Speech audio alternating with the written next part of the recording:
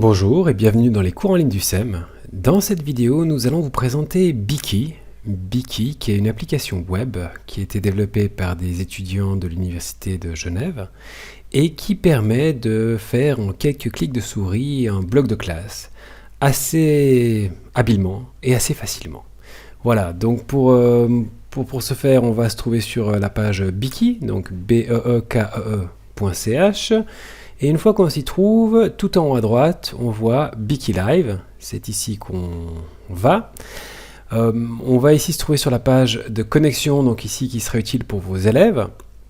En effet, comme on va le voir dans quelques minutes, une fois que vous aurez réalisé la structure de base, vous pourrez inviter vos élèves en leur donnant un code d'accès.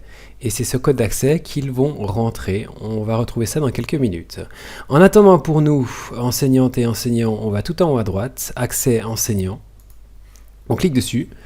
Et puis, on se retrouve ici. Alors, je suis déjà dans mon espace. Mais normalement, pour vous qui utilisez ceci pour la première fois, on va se retrouver sur la page d'identification. Soit vous avez déjà un identifiant et vous vous connectez, soit vous pouvez en effet créer un compte. On vous demandera quelques éléments principaux, à savoir donc que les données sont stockées en Suisse de ce service, et puis que c'est un service qui est entièrement gratuit. Donc voilà, vous pouvez, je pense, sans trop de difficultés, sans crainte, donner votre mot de passe et votre identifiant. Alors une fois que c'est fait, on va s'identifier, voilà, et vous vous retrouvez sur vos différents espaces, à savoir vous pouvez avoir autant de blogs que vous le souhaitez. Normalement ici c'est un espace qui devrait être vide si vous vous y connectez pour la première fois. Et puis tout ce qu'on va faire ensemble, créer un nouvel espace. On va l'appeler essai, vous pouvez lui donner le nom que vous voulez. Voilà, j'ai mon espace essai qui a été créé et j'ai ce blog qui est fait.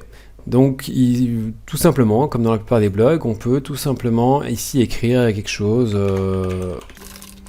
voilà, et c'est un commentaire qui va être publié. On voit qu'on peut remplir du texte, on peut rajouter des photos et des fichiers. Et puis ensuite, les autres participants ou participantes vont pouvoir, voilà, aimer, un petit commentaire aimé, ou bien tout simplement répondre.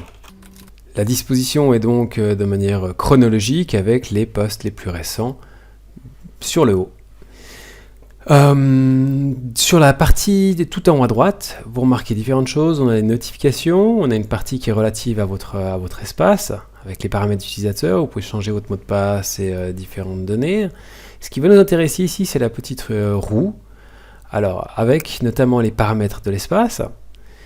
Quand je clique dessus, on voit que ici il y a le code d'accès qui m'est donné. Donc je peux donner ce code d'accès W1YO4K. Je peux le donner à mes élèves.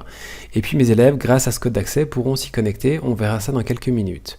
Je peux gérer également un certain nombre de permissions, notamment voilà, ce que les participants peuvent faire. Est-ce qu'ils peuvent ajouter eux-mêmes des catégories? J'y reviendrai dans quelques minutes. Est-ce qu'ils peuvent ajouter des posts? Est-ce que différentes choses? Et comment est-ce qu'on est notifié ou pas, ou quand on est notifié si des posts sont publiés.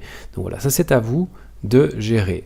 Vous avez cette partie qui vous permet notamment de gérer les participants, ce qui peut être intéressant. Alors vous voyez ici que je suis le seul participant qui est inscrit, et vous avez deux possibilités. En fait, lorsqu'un élève ou une élève va s'inscrire dans ou rejoindre votre blog, soit cet élève peut choisir un nom qui est déjà dans la liste, c'est-à-dire que typiquement ici, je pourrais rajouter le nom ou le prénom de mes élèves, voilà. Et puis, c'est-à-dire que Marie, quand elle va arriver sur le blog, elle va cliquer sur son nom pour dire « Je me connecte avec mon nom Marie ». Et dans ce cas-là, en effet, il faudrait sélectionner les participants se connectent en choisissant leur nom dans la liste. L'avantage, c'est qu'ils sont obligés de se connecter avec leur propre nom. Le désavantage, c'est que vous devez en amont taper, ça prend quelques minutes, tous les noms de vos élèves. L'autre possibilité, c'est de leur laisser choisir leur propre nom. On peut dire ici, voilà, les participants peuvent ajouter leur nom à la liste. C'est aussi une possibilité. De retour sur ma page d'accueil, je remarque ici sur la partie gauche qu'en effet j'ai mes participants qui sont là. On voit aussi combien d'entrées ou de billets ont été postés par ces participants. Je peux aussi passer par ce chemin-là pour la gestion des participants.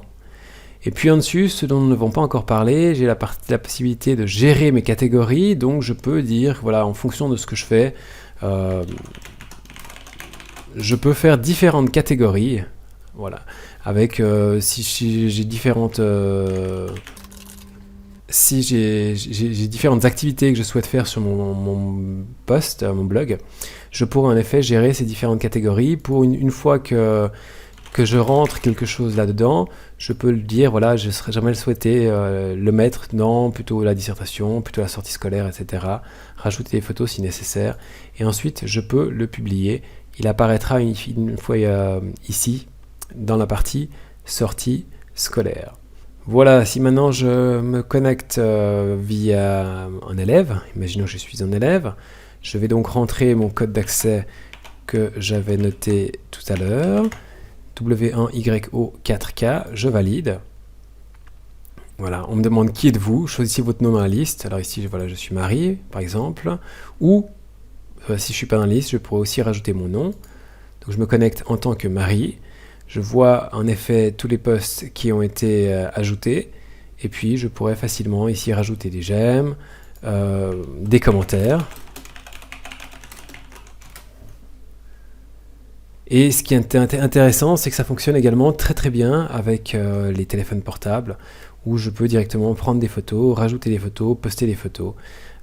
Comme voilà, ici je suis sur l'ordinateur, un petit exemple avec une photo que Marie pourrait rajouter.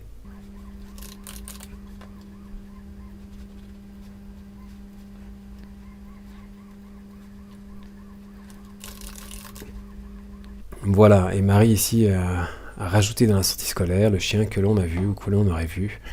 Et de retour sur mon côté enseignant, forcément tout est mis à jour en continu, dans un flux continu.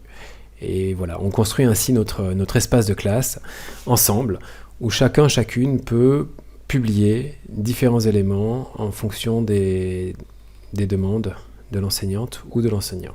Dernier élément qui semble pertinent de mentionner ici, lorsque l'on publie quelque chose, on peut décider de l'épingler, c'est-à-dire que ça va apparaître tout en haut de la page de blog, quelles que soient les publications plus récentes, donc ça va rester publié en haut, et ça peut être assez intéressant et utile si par exemple vous souhaitez donner des consignes. Typiquement, prenez une photo du chien que vous avez vu, etc. etc.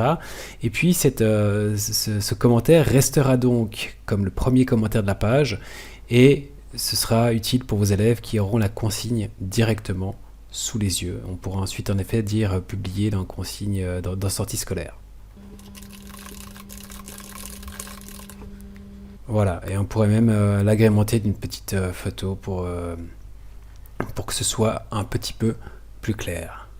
Voilà, on voit que c'est un outil assez facile, alors forcément qui a assez rapidement ses limites, mais en tout cas qui permet de mettre en place une structure simple, efficace, et qui permet ensuite cette écriture où chacune peut publier, partager les éléments, et ceci en lien avec les contenus scolaires. C'était Biki, merci beaucoup et à tout bientôt.